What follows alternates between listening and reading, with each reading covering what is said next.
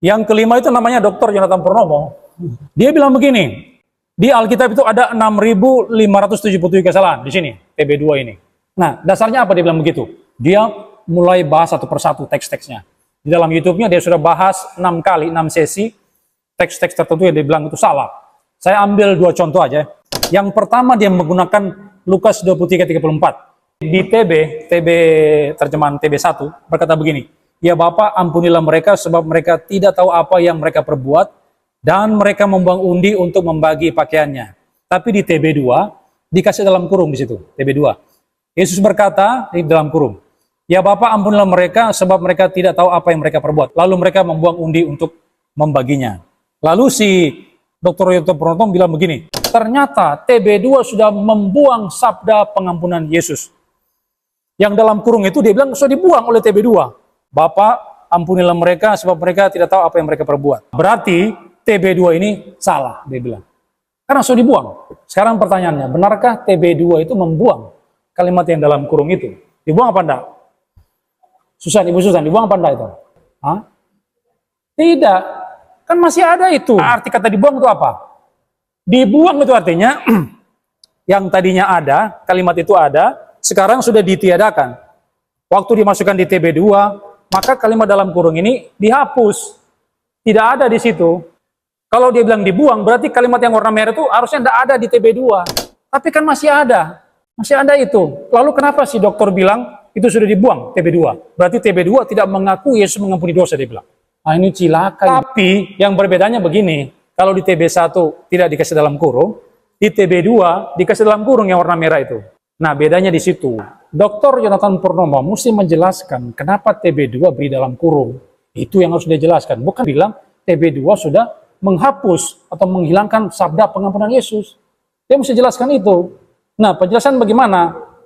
Ternyata menurut Lembaga Alkitab Indonesia, semua kalimat yang di dalam kurung itu, dalam kurung tegak ini, yang ada di TB2 ini, itu menurut Lembaga Alkitab Indonesia itu tidak ada di beberapa naskah yang kuno. Dan kalau kita melihat di Lukas pasal 23:34, yang di dalam kurung itu tidak ada di dalam naskah Sinaiticus dan Vaticanus. Ini kodeks Yunani ya, kodeks Sinaiticus dan Vaticanus yang muncul abad yang keempat.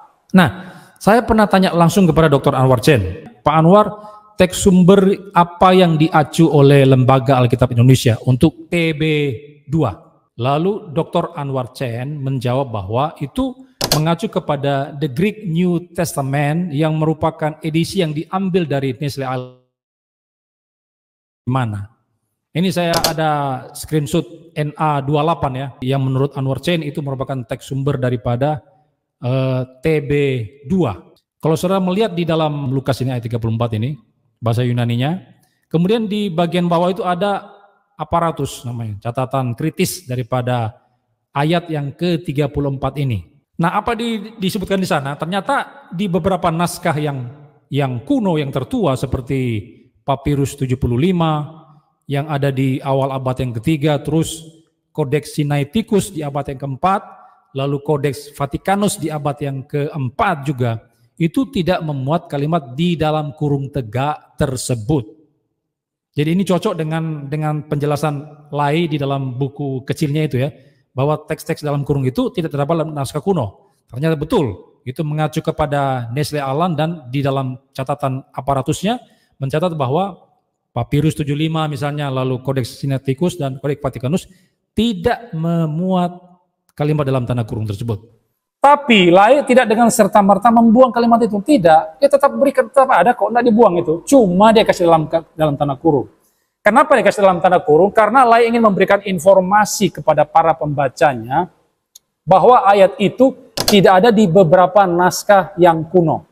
Itu maksud Lai untuk memberikan kalimat dalam kurung. Tapi bukan berarti Lai bilang Yesus sudah tidak mengampuni dosa lagi, itu sudah dibuang. Tidak ada, ini kan tetap ada itu.